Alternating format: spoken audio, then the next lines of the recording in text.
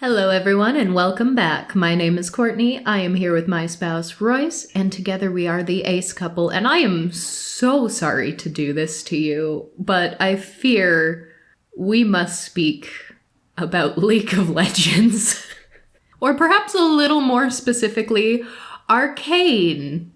Now, I do think I have outed myself as a League of Legends player a time or two on this podcast, so maybe it's not a shock to all of you.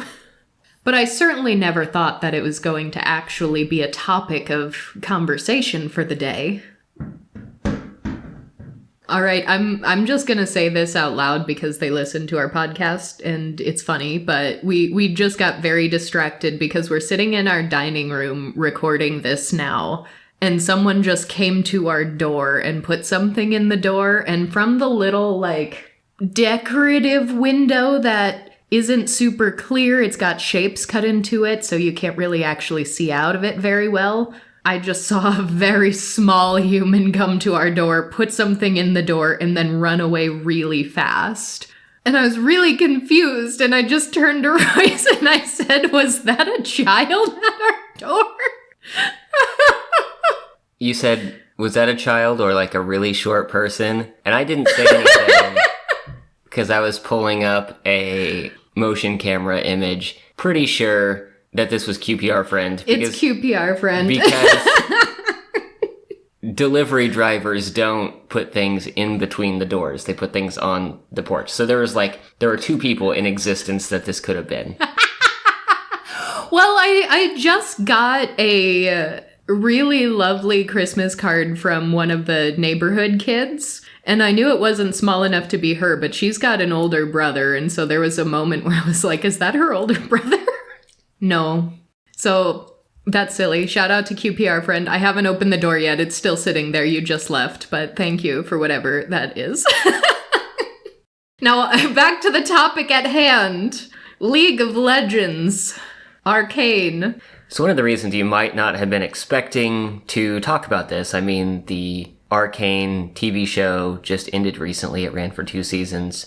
I think it was pretty big. I think it got a decent amount of attention to it. But there has always been a lot of League of Legends lore. They have a lot of short stories that have been written about the characters and about the universe. They just aren't things that if you are a casual player of the game that you'll get into, because the game itself has little to nothing to do with those things. Right.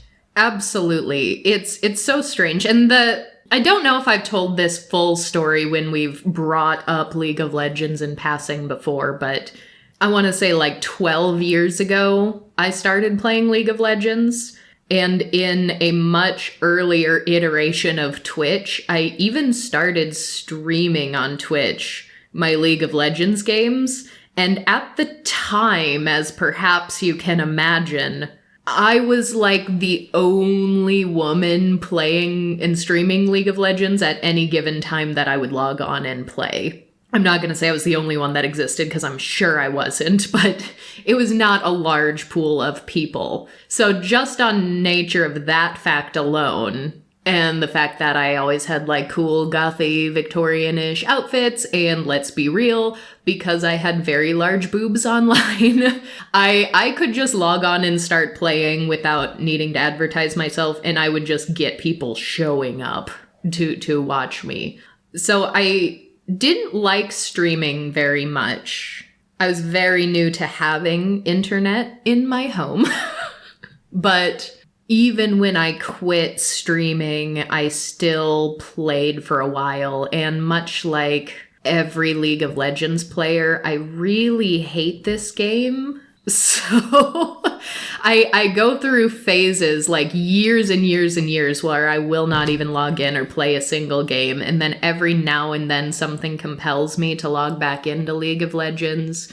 And then I'll have a month where I'm playing every single day before I quit again. So when we heard that there was going to be a TV show about the League of Legends universe, we were really curious, and we watched the first season, and we were waiting for the second season. And we watched the second season pretty much right when it came out, and we were like, okay, there's that. But then I kid you not, like 2 days after we finished watching season 2, we start getting all these messages from you lovely listeners being like, hey, don't know if you saw this, but a creator said one of the characters is Ace. Oh no. I was like, are you kidding me? We just watched that. So to set the stage a little bit, Arcane, as I mentioned, League of Legends has a lot of writing, a lot of short stories around it. I think there have been spin-offs that were things like comic books, and I don't know if they have any actual full-length novels, but there's a lot of lore that exists that, again, you don't really get if you touch the game because it's not that kind of game. It's not a story-driven game. But the show Arcane takes place in one of the notable cities where a number of champions originate. The game itself has somewhere over 150 characters in it. They add more every year, basically, to some degree. But a small section of the entire League universe was the focus for this story, and it fixated around a couple of more noteworthy characters. One of the primary characters in the story is Viktor, and that's who we'll be talking about mainly today. Yeah, let's talk about Viktor. So this is going to be a weird one because right off the bat, let's get this out of the way. If you're a regular listener of our Ace Rep videos, this will not surprise you, but we reject Word of God representation, and that is exactly what this was once again. This was one of the creators of a show saying after the show released and wrapped, season 2 is the end of Arcane as a story. Yeah, I think there are whispers of more League TV coming or more League media, but we'll probably fixate on another section of the universe. Right. And so, as far as we know, this story is completely done, under wraps, and nobody knew that this character was canonically asexual until Christian Link went on an interview on Twitch. Again, it's a stream that is only likely to survive for so long. I don't know if they cross-posted it to something like a YouTube, if it's elsewhere, but it is a Twitch stream. And it was also a German language interview. So a lot of people are also getting the interview secondhand who don't speak German, just hearing like, hey, this creator said this on a German interview on Twitch. Did you know that this character is canonically Ace? So right off the bat, we hate that. People need to knock it off. So we're going to talk about, I think more so the discourse that spun from this. Because Word of God aside, I think that is always going to do at least as much harm as good. I don't think Word of God is ever going to be a net positive because it spawns discourse like this. And unfortunately, the discourse is insufferable. So we're going to talk about this and other folks' opinions of it, our own, because also just kind of having formerly been and still on and off am a League of Legends player, I'm also considering what the original lore of the game was. Because I think I have an opinion that's very interesting that I haven't seen anyone else articulate yet in all of this tomfoolery. But for those who have not watched the show, let's give an overview of what Viktor's deal is and what we actually saw and heard in the context of the show itself, what was actually on screen. So Viktor in Arcane, to just pull out some tropes to ground ourselves a little bit, is your sort of stereotypical genius inventor type, which is noteworthy here, but I guess not maybe as unique or special as this trope would be in most media, because even in Arcane, which again is a small slice of League of Legends as a whole, there are like 5 or 6 genius inventor types. Yes. And they're all a little different. And that is because League has like, I don't know, 168 champions right now, and every one of them is extraordinarily talented or powerful in their own right. Like, they're all very prominent members of their respective societies. That's why they're champions. Well, even in this TV show, like 2 of the other genius inventor types are at different times a mentor to Viktor. Yes. Viktor, I think, is interesting, though, because a lot of these different characters have a lot of different motivations. They have different personalities. Viktor, to me, seems to be the most Nikola Tesla type. And a lot of people have argued about Tesla's sexuality. Yeah, Tesla is one of those historical figures where a lot of modern ace people are like, we see something there. But he is also a disabled character. And he has been disabled, if not from birth, at least from early childhood, because we see even in flashbacks to him as a kid, he is walking with a cane. At different points, he may be walking with a cane or a crutch. He seems to wear a back brace of some type, and clearly also has more like internal chronic health issues, like with organ systems, which in the context of the show is theorized to be because of the poor conditions he grew up in, because he grew up in the underground, where these are definitely the underprivileged, underserved, dare I say colonized group of people. The people of Zon, yeah, I think that fits. They're like a city underneath a city that exists in a very classist state where they don't have quite the same level of rights and privileges as the people living in the upper city above them. Yeah, and there's definitely a freedom fight, like you say, Zon, but there is definitely a group of people who are fighting to create Zon.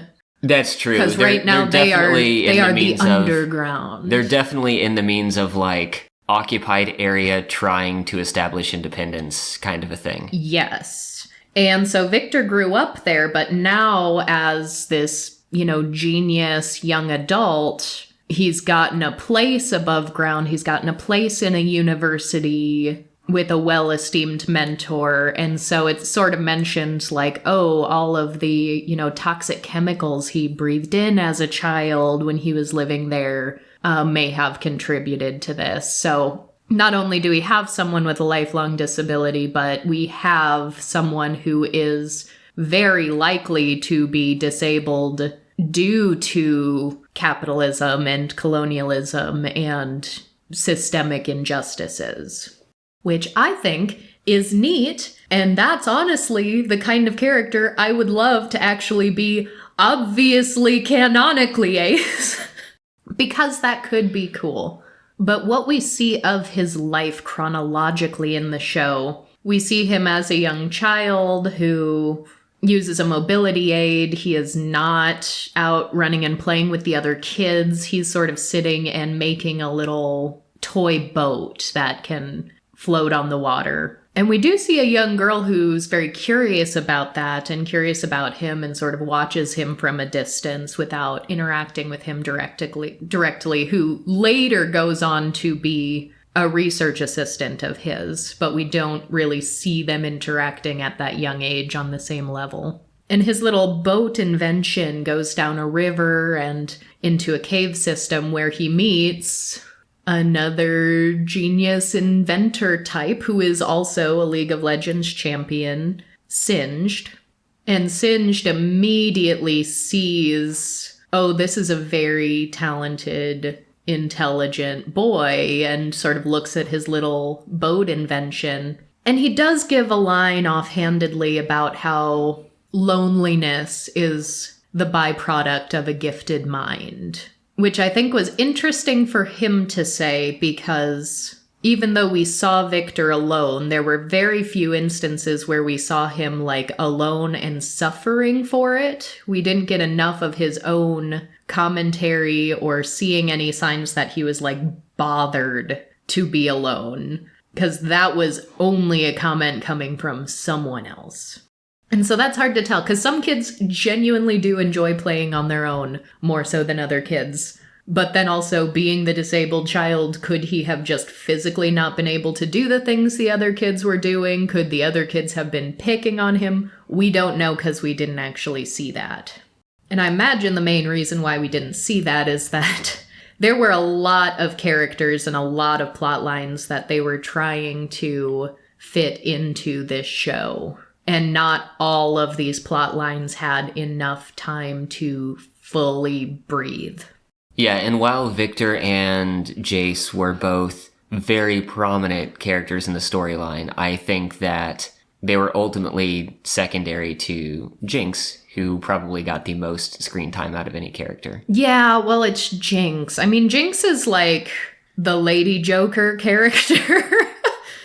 Just the completely off her rocker, having a great time, always a smile on her face, doing fucked up things but looking fabulous while doing so. And listen, she was a new champion during my first stint of playing League of Legends, and she was a big deal when she got released. And they knew she was going to be a big deal because they made an entire music video for her. And it was a whole thing, so I am not at all surprised that she became one of the main focuses of this first TV show.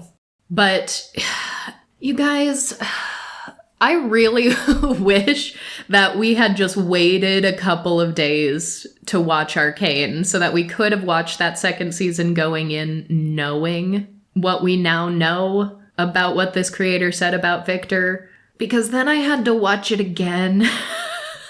To take notes. To take notes and to see, like, were there any possible signs of this that I did miss? And some of them I really don't think they were intentional. I'm not sure. But going in knowing this character is supposed to be Ace had me thinking, oh, well, when he meets Singed is taking care of this, like, mutant creature that kinda looks like a giant axolotl.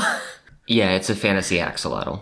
And so going in, watching through Arcane a second time, going, okay, this character is supposedly Ace, let's watch it again with that in mind, because I didn't pick it up the first time. I'm like, well, axolotl, were they actually that clever about that? Was that? But then it's like, that isn't even really Viktor's thing, that's Singed's thing. And Viktor just really develops like a fondness for this creature, because then when Singed goes on to do his, mad scientist kind of a thing, there's a moment where this creature is dying and he's trying to artificially preserve its life when there's very clearly no quality of life remaining. And is that the takeaway you got? I think that Singed was running experiments on this creature because it had extraordinary regenerative capabilities. Oh yeah, I'm sure that was also happening. I don't think it was dying a natural death. I think the cruelty there was entirely from Singed experiments. Yeah, that could be, but he was still trying to keep this creature alive while it was very obviously visibly suffering.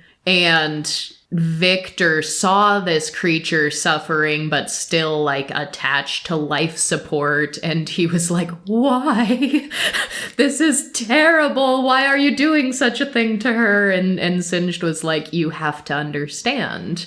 This mutation is highly beneficial. It has to survive. We need to be able to harness this. And sort of a, like, you'll understand someday kind of a thing. So Viktor does have this empathy for this creature, but again, just the presence of an axolotl-ish creature is not going to have me going, oh yeah, that character, super asexual.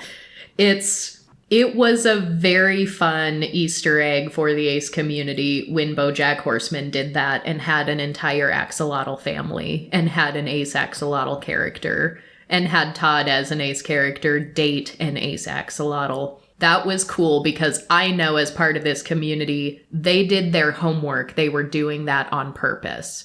But the representation has to be so obvious to every single viewer, like it was in that show. They were not mincing words. Those characters were asexual.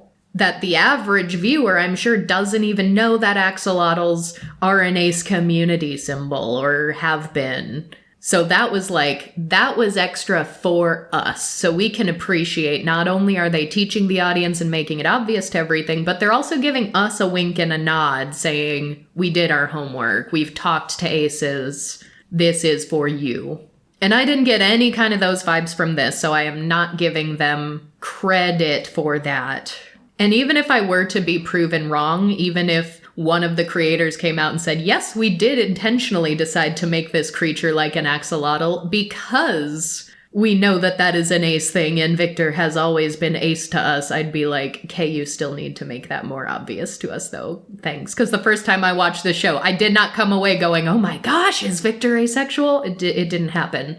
Because what we did see was just an unreciprocated crush. This girl who grows up to be the woman who is his lab assistant, who's helping him with his research, she does seem to have a crush on him. And we never get, like, a conversation about it. He does reject her, but in such a way that it's not obvious that he's not interested in any kind of sexual relationship because it seems to just go right over his head.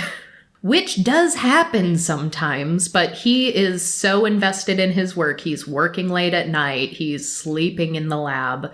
And we'll just see moments where she's trying to be like, hey, are you leaving soon? I thought maybe we could walk home. And he's like, no, I'm sleeping here tonight. She's like, are you sure? There's always tomorrow. And he's like, good night. And then she leaves. And this whole time he's hunched over his desk working on something. So he's only really half paying attention to that conversation anyway, because his work is the most important thing to him in that moment.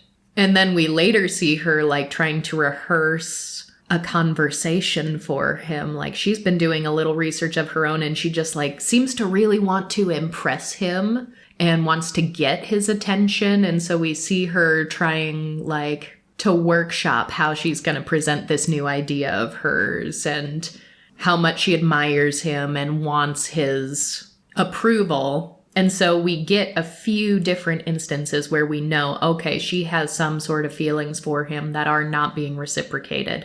But just having one person who has a crush on you that is rejected or unreciprocated, or in the way I read it, was just going over his head, because I never really got the impression that he knew that she likely had romantic feelings for him. Did you get that at all? I think it's questionable. I don't remember Viktor mentioning anything. I think at one point he mentioned to others that she was a childhood friend. I don't know whether to say if Viktor was completely oblivious or if he knew to some extent. I don't think we got anything that specifically showed one way or the other. Yeah, and we don't get much of their history either, because saying childhood friend, the only thing we saw on screen from their childhood was her just looking at him from afar. And they like made eye contact and then she left. So if they did start developing a friendship after that and talking more, we didn't really see that or get it explained. So that is hard to know, because in isolation, a single unreciprocated crush, maybe he's not into women, maybe he's so invested in his work that he's just not interested in dating right now, but might be later. Maybe the fact that she's his lab assistant, he thinks that's an inappropriate relationship. Maybe because they knew each other since childhood, maybe he thinks of her more like a sister. There are so many conclusions you can draw from that are not, he's asexual.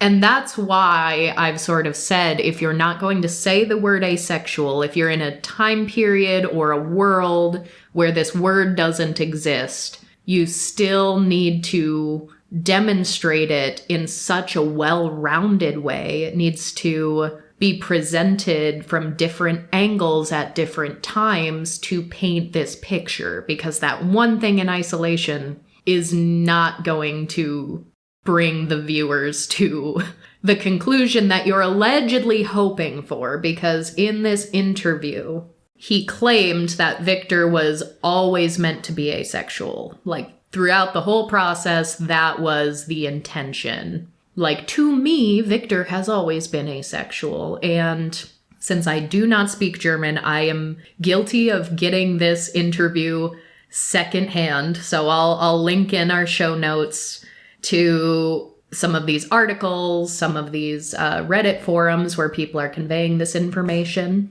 And I will say, from what I noticed watching season 1 and 2 of Arcane, I never saw any indication that Viktor was interested in any type of relationship. Right. From the narrow view of his life that we saw.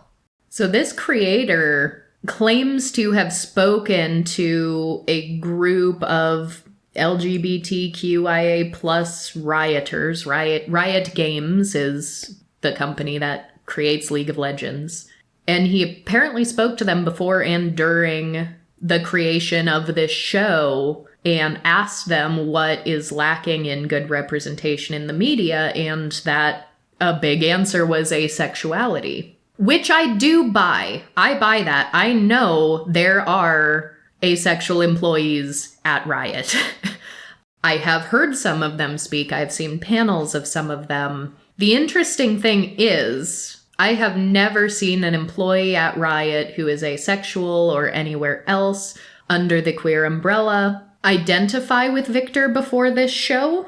And in fact, a lot of them have wanted to go with a more subversive option. So there was a panel with a homoromantic asexual employee at Riot who was asked if any of these characters could be asexual, who would it be? And the answer was Elise, who is like this total seductress spider lady. And the idea behind that was sort of the same idea behind the same idea as The Imperfects, where we talked about the character Abby Singh, who that wasn't animation, that was live action, but it was very fantasy. An asexual woman develops powers and basically becomes like a succubus. Like, she is not experiencing sexual attraction to anyone else, but she now has this intense power of seduction.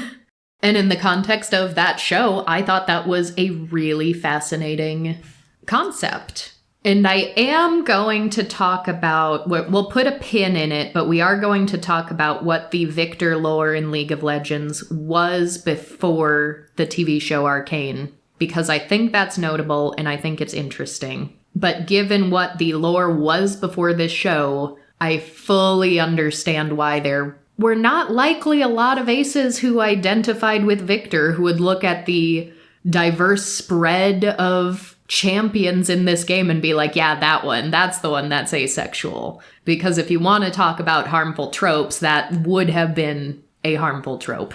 And that's become a big part of the discourse coming out of Arcane, which we'll also get to. But let's go ahead and round out what we see from Viktor in the show first, and then we'll get into the nightmare that is the discourse. So, Royce, you mentioned Jayce. Jayce is the character that is closest to Viktor throughout this show on a personal level.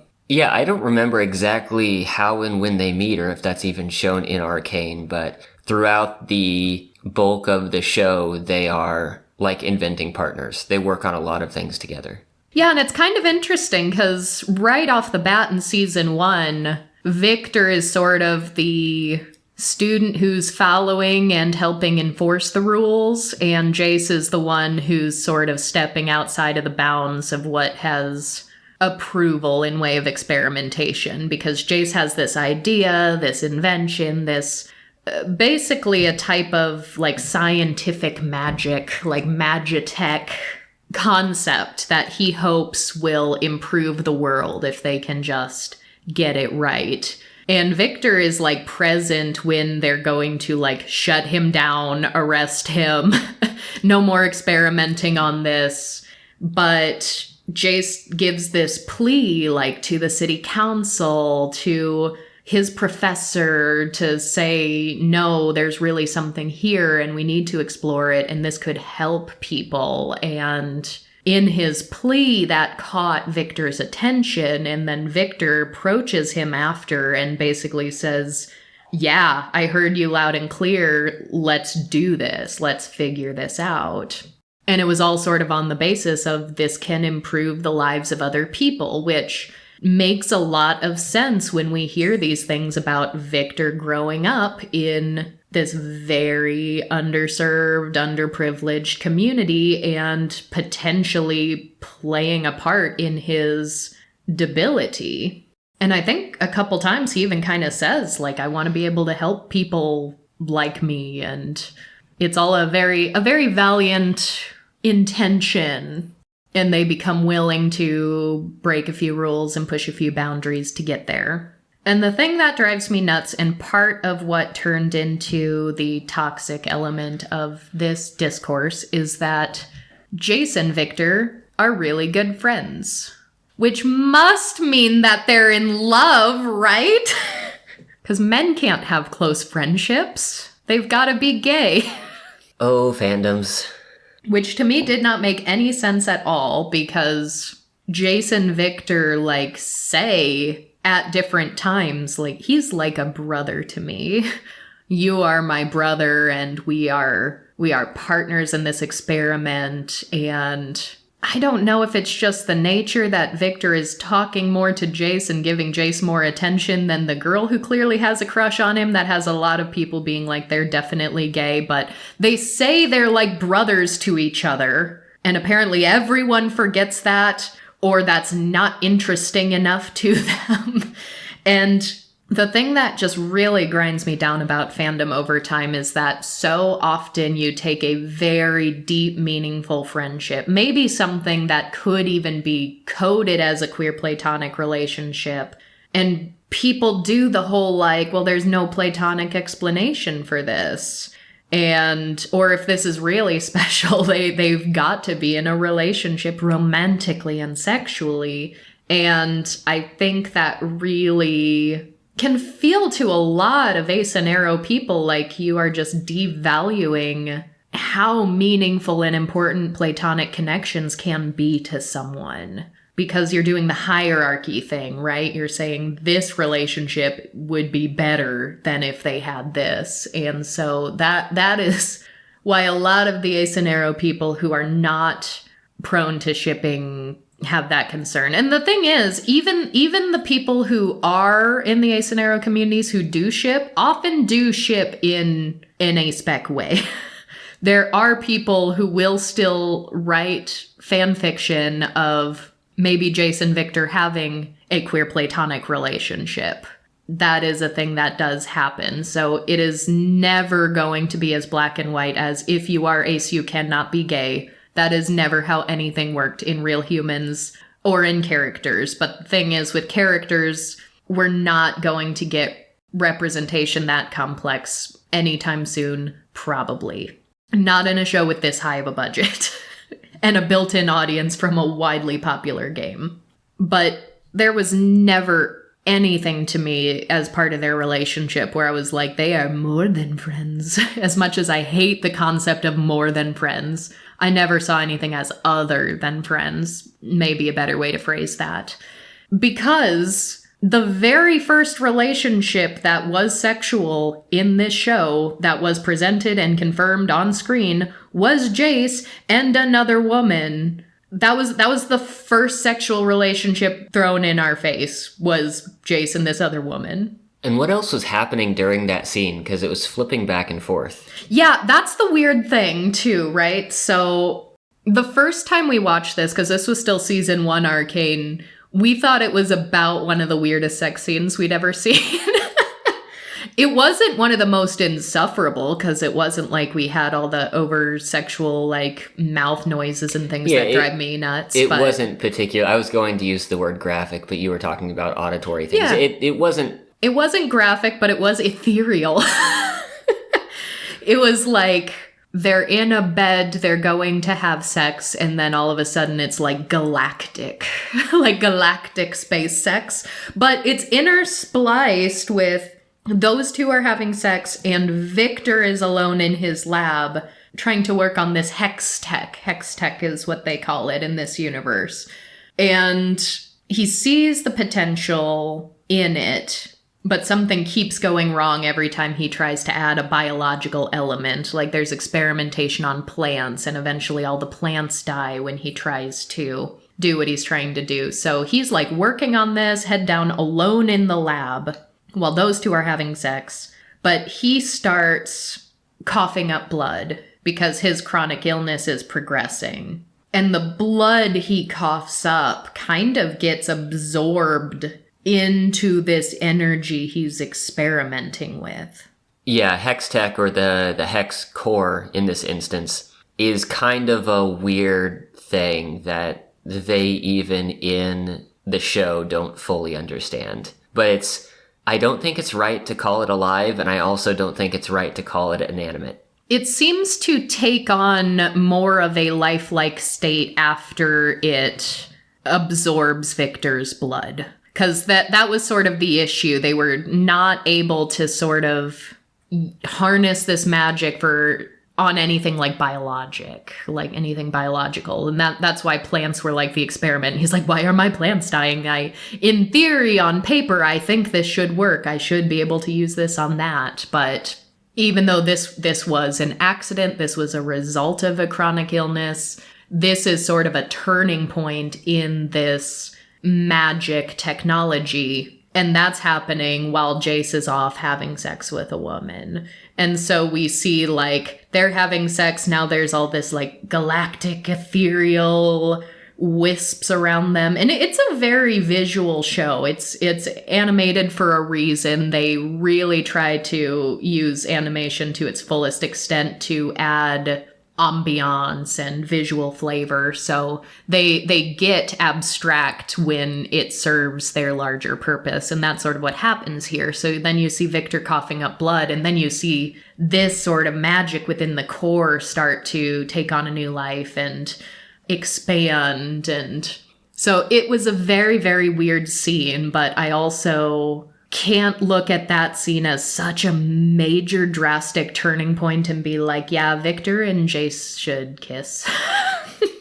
But had it been a little more obvious, I would add that point to the tally of that is another, yes, Viktor is not interested in this type of relationship while Jayce is. They are still partners in this experiment, but at the end of the day, Jayce goes home to his girlfriend, and Viktor stays all night and keeps working.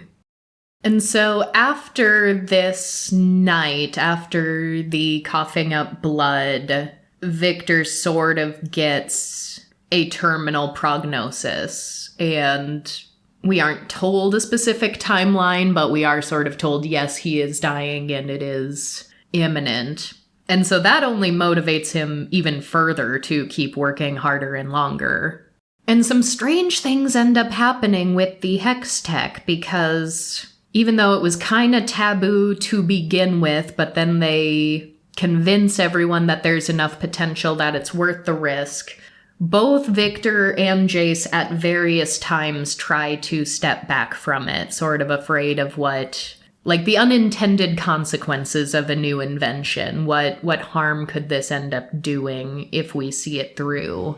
Yeah, and every time they get into one of those states, they kind of get pushed into reckless action by the city around them and what else is happening in the rest of the plot. Yeah, because there's a moment when Jayce is trying to back away from it, and Viktor's like, no, this is what we need. This will save the world. This will save everybody. We need to do it. Meanwhile, this city council, due to other things happening in different places, starts thinking like, hey, why don't we use this as a weapon against the underground? Yeah, they both start developing tools for trade, for economic growth, and for weaponry, which at least the weaponry Viktor is very heavily opposed to. Viktor is very opposed to it, and in fact, he tries to completely end his friendship with Jayce when Jayce ultimately agrees to participate in this side of it. Because Viktor outright tells him, he's like, we did this to help people. We did not do this to hurt people. But a lot of things happen, including but not limited to our little delightful agent of chaos Jinx, like launching a rocket at city council while they're meeting and killing multiple of them. And Viktor very nearly dies in this attack as well. He's heavily injured. They aren't terribly sure if he's going to wake up. And Jayce does some kind of Hextech thing, which is very unclear.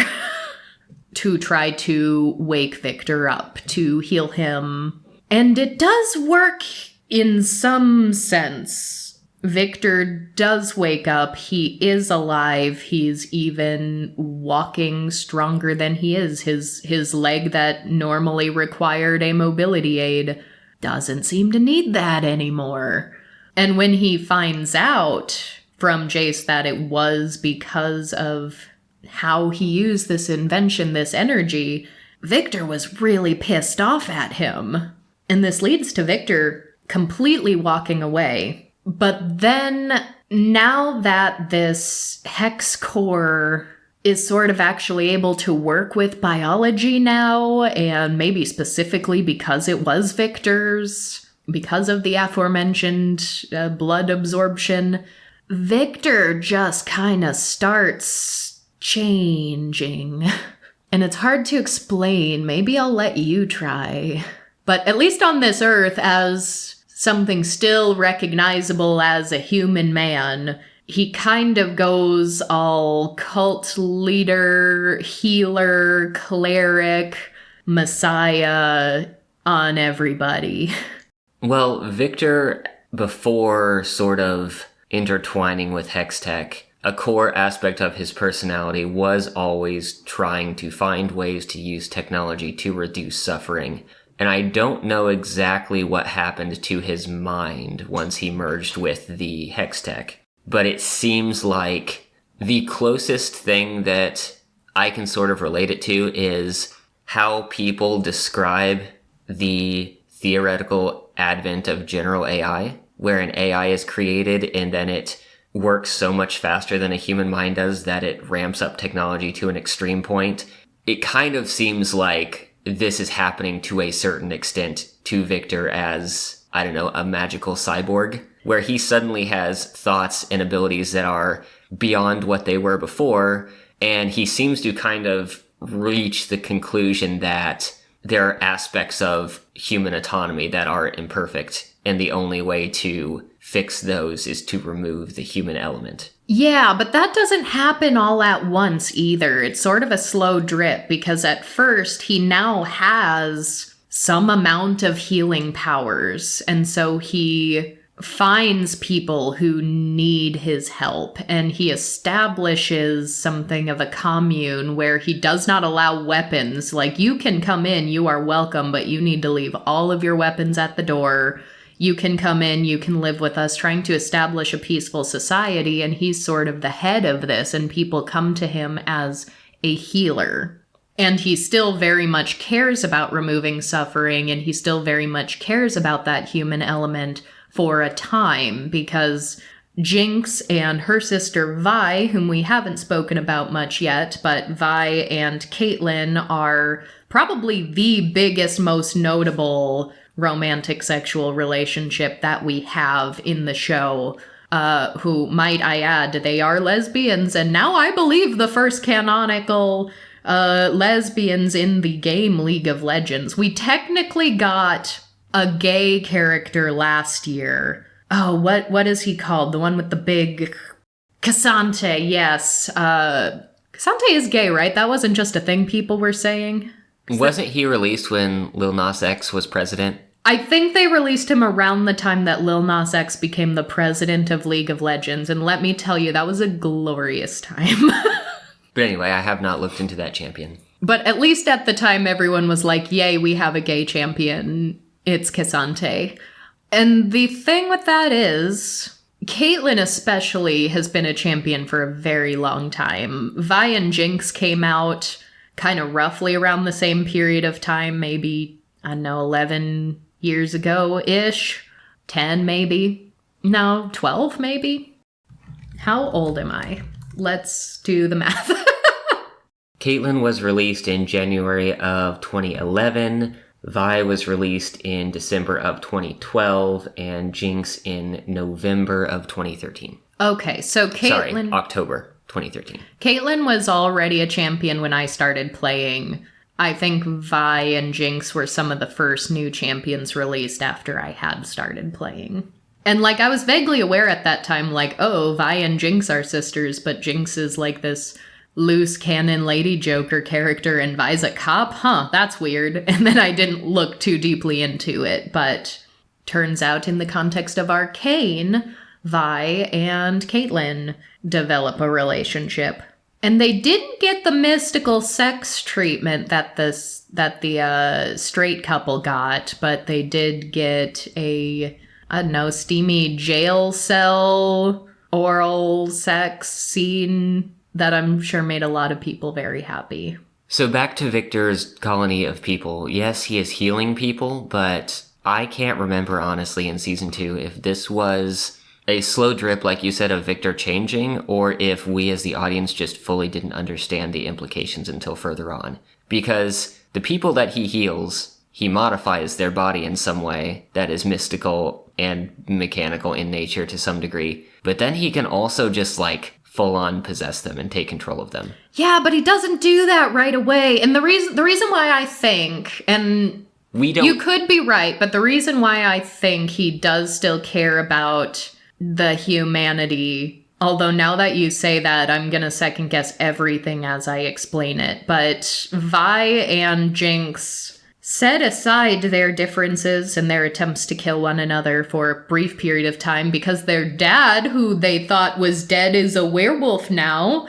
And surprise, he's Warwick, who is also a champion in League of Legends. Who knew? You get all these weird things because, like, Warwick being a longtime champion, he is just this wolf creature who can smell blood if you're close to dying, and he'll just jump out of the forest and eat your face.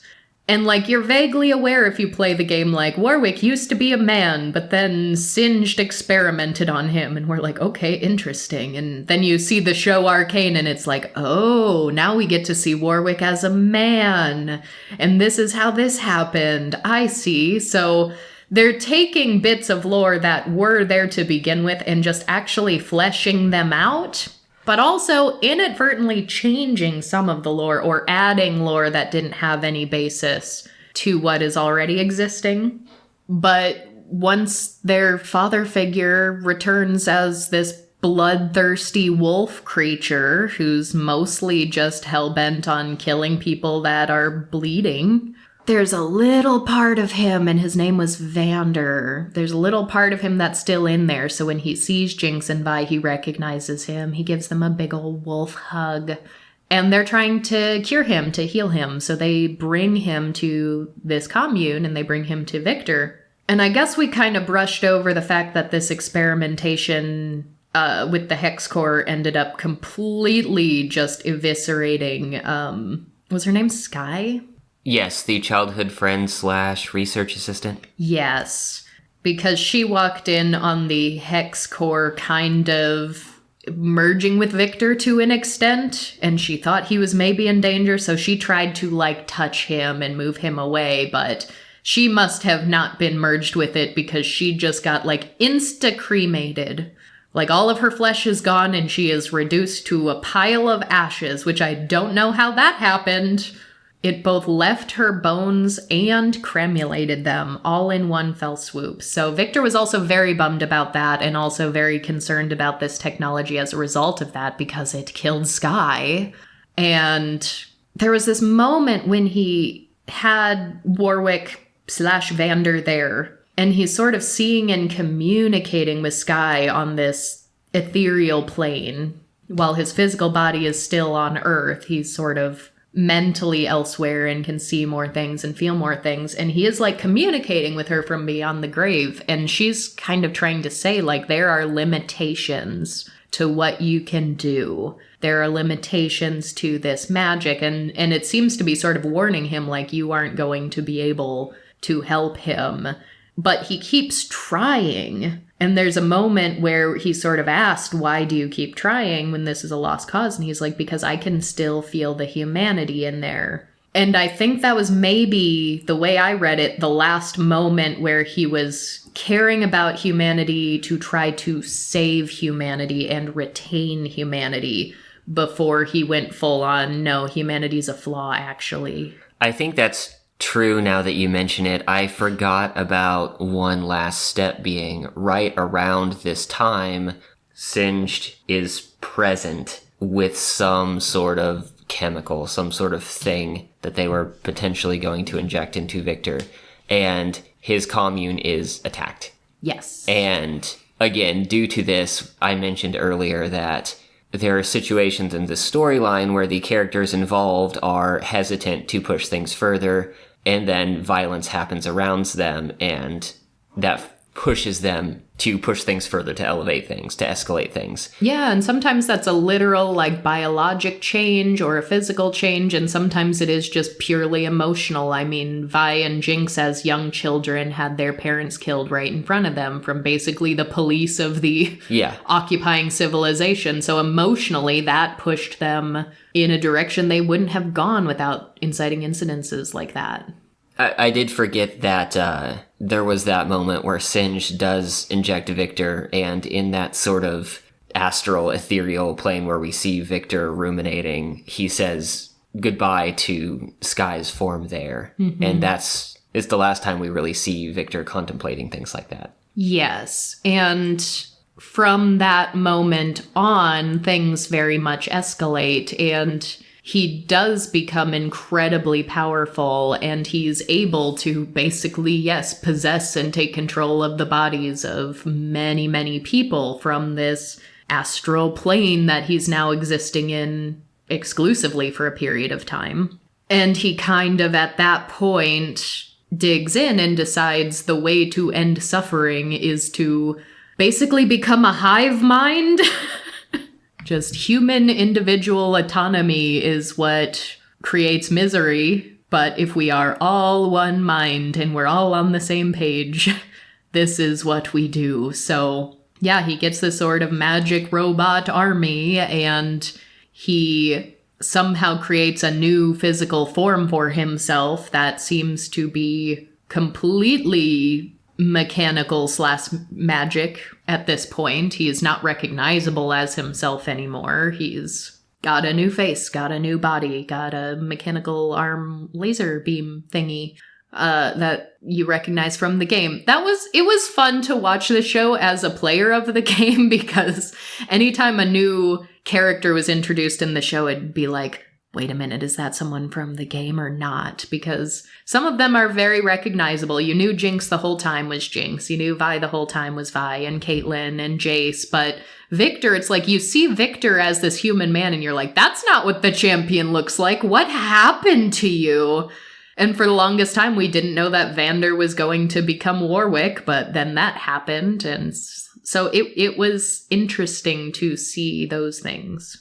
So I do think we're going to need to make this a part 2 episode, but some thoughts I want to touch on now and then we will elaborate on further are obviously talking points coming out of the discourse and why I need to comment on them more. One, a lot of people are saying Viktor being asexual is homophobic, and the show creators are homophobic for saying that he's asexual. Now, a lot of the people saying this are the people who want to ship Jayce and Viktor. If you want to ship Jayce and Viktor, and you want to write fanfiction, and you want to completely ignore, disregard, pretend they didn't repeatedly say that they were like brothers to each other, that is your right to do. But my God, please stop saying asexuality is homophobic. I guarantee you that these creators saying, we always pictured Viktor to be asexual, is not because they're uncomfortable with the very concept of a gay relationship. We saw Vi go down on Caitlyn in a jail cell in this show. Yeah, the far and away the most prominent relationship in this series is a lesbian relationship. It's the most prominent one. It is the one that gets the most screen time. It is the slow burn. It's an enemies to lovers kind of a thing. It was like the last scene of the damn show was the two of them sitting down together and being like, well, you're stuck with me. Like that was the relationship of the show, was a lesbian relationship. And the thing that bothers me about Ace Rep so much is that we have in this show very obvious, overt lesbian relationship, got a lot of screen time, was explicit. We have Jayce in a straight sexual relationship that we see a sex scene for. We see that develop. We see them communicate and talk to each other. With Viktor, we get a creator after the show has aired in a German interview Twitch stream say Viktor's asexual. So that is crumbs by comparison to so much other queer representation that other identities get. That is crumbs that we don't get it confirmed on the screen, that it's not so obvious that everyone's gonna come away from the show knowing this. Most people are not gonna watch this German Twitch interview. This is, as I've always said, bonus content for the super fans. It is not enough for me to even want to agree with the fact that it's canon. But you're looking at our crumbs, the little crumbs that we get left over, and saying, the fact that you were given crumbs is homophobic. You shouldn't even have those crumbs. That's what this is. That is what this is. And this happens so often, and it's not only in TV representation, but there's always going to be a shipper who wants to put someone in a gay relationship. That's fine, go have your fun. But when there is a canon ace character, regardless of how explicit it is, there's always someone saying this is actually homophobic. Stop it! Knock it off. But real people get that too, and that's what bothers me. So many real-life asexual people are like, no, you're just a self-hating gay. You're just so far in the closet you can't bring yourself. And like, bisexual people get that too sometimes, right? Like, and discourse like this surrounding media certainly doesn't help. The fact that ace people exist is not homophobic. The fact that a creator, if I give every benefit of the doubt and say you were very well-meaning, you did actually try to give us good ace rep, you really thought we were all going to super appreciate it when you said it on this Twitch interview that yes, he is ace. Even if I said your heart was in the right place, but you missed the mark a little bit, there are going to be people out here that are going to fight it, and they're going to attack the real people in our community who are chiming in on it. And that's what happens every single time. So, and that's going to happen if it's obvious on screen too, right? But like, if we're going to get attacked either way, if people are going to be so cruel to us regardless, at least give us something super obvious and tangible, because they will find every shadow of a doubt to say, no, this is not real, this is not good enough, asexuality doesn't exist, I don't want to see asexuality on my screen. So that's one component of it, is the people saying, the only reason they're saying Viktor is asexual is because they don't want the shippers to have fun. Which not only is directly harmful to asexual people, but like I said earlier in this episode, it severely devalues the importance of platonic relationships, which is, there's such an added level for aspec people to the significance of platonic relationships, but that's something that I want everyone to be able to bask in more. Even if you're not ace, even if you're not aro, even if you have a romantic and or sexual relationship that you are very happy with, even if you have multiple of them, I want people to be able to draw everything they can and want to from platonic relationships. And that is what is so lacking to me in our culture. And again, there is very much to me an element of patriarchy here that I really can't ignore when you're saying this show with... This was probably the biggest, like, lesbian relationship on Netflix this year. And to say, no, this show is homophobic because they said one of the guys who had a friend who was a guy is asexual. Let guys have friends, please. Can't bros just hang out and invent a magical technological abomination together? Let them have that. They deserve it. But also, oh, the disability discourse. Oh, the simultaneously ableist and acephobic things I have heard from this discourse, where people are taking away from this character, Viktor being a disabled character who Word of God is said to be asexual. And everyone is saying, of course they make the disabled character asexual. That's a harmful trope. So we're going to talk about that. We're going to talk about that a lot, because I have feelings about that. I have feelings.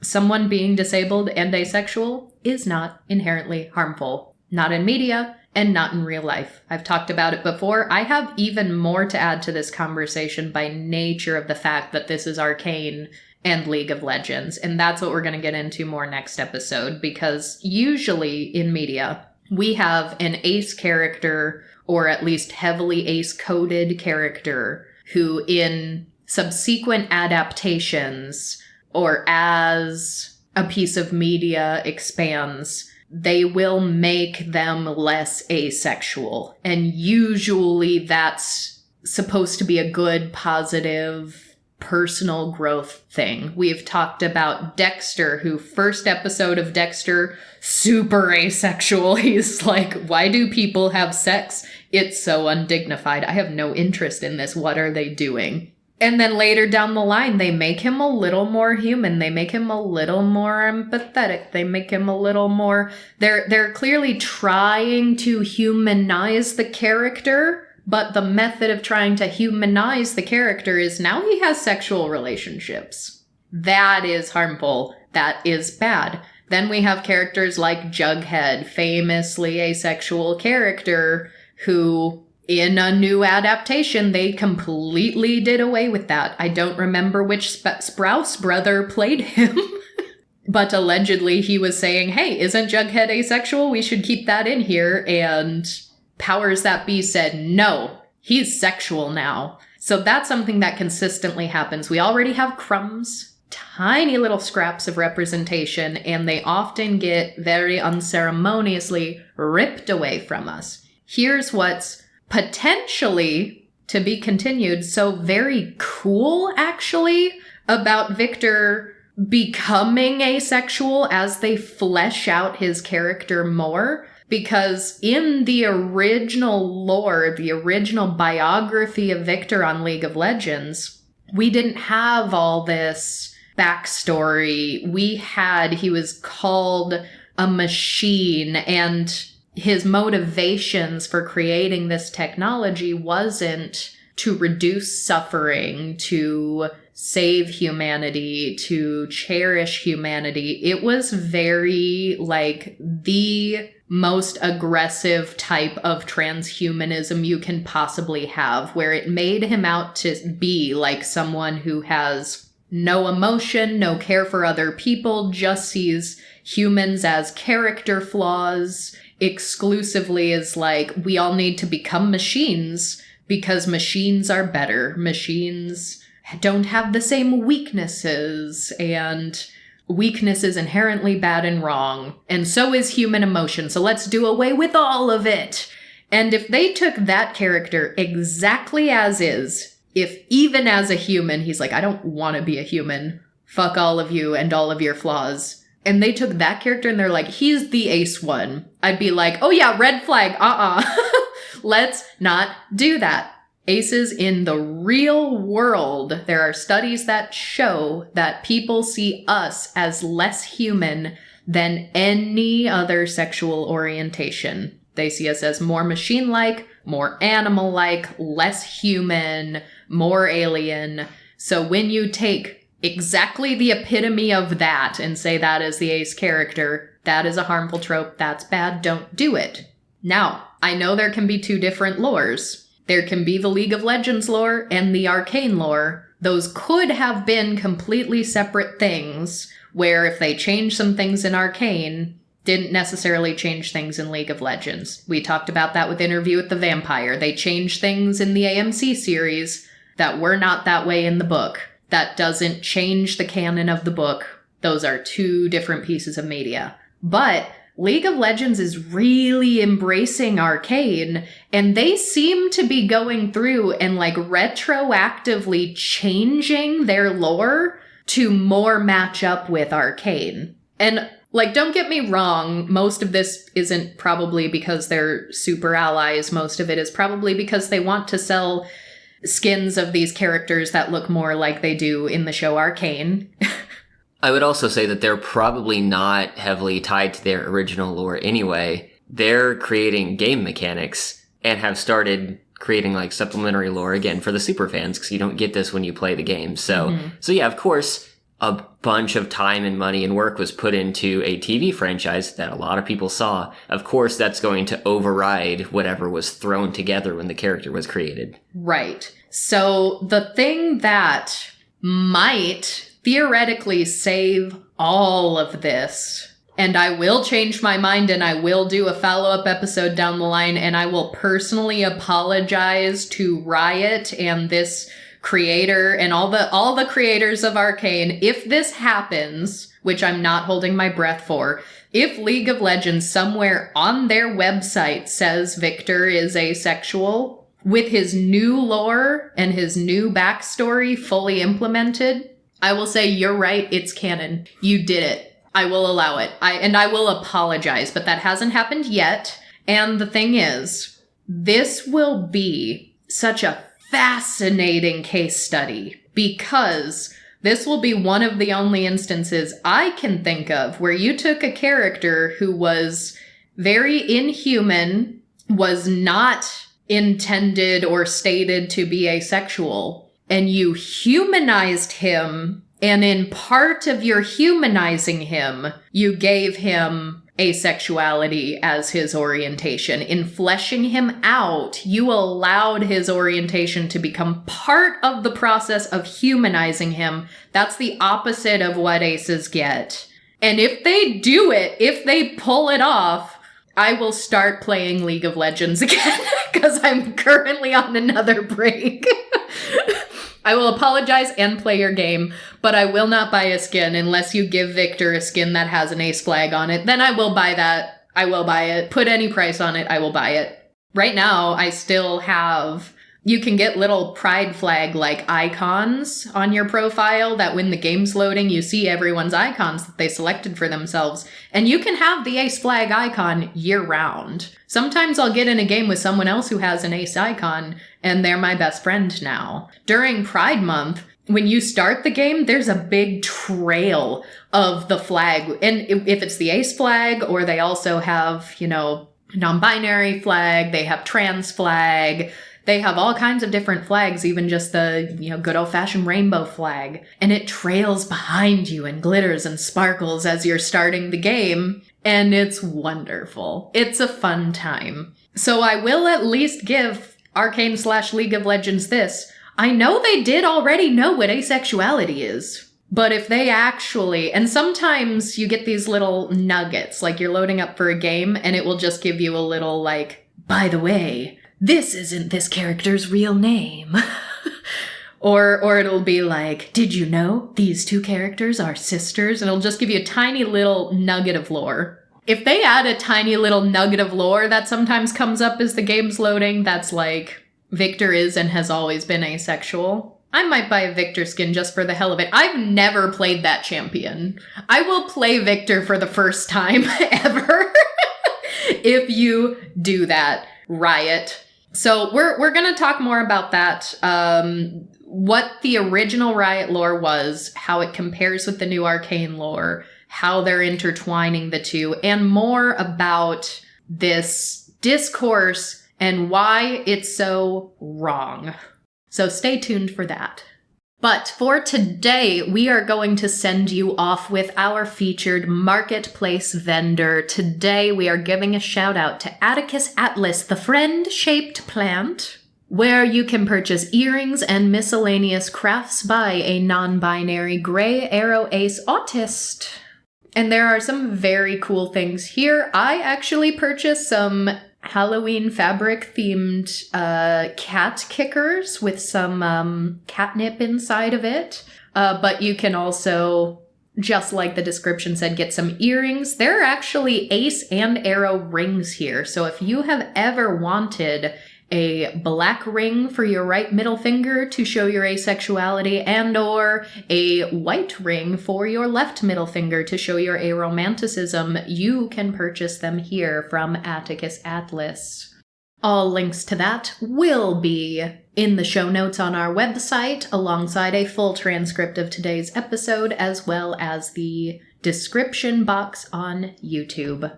And we will talk to you all next time for, I am so sorry, even more Arcane / League of Legends Discourse analysis. Goodbye.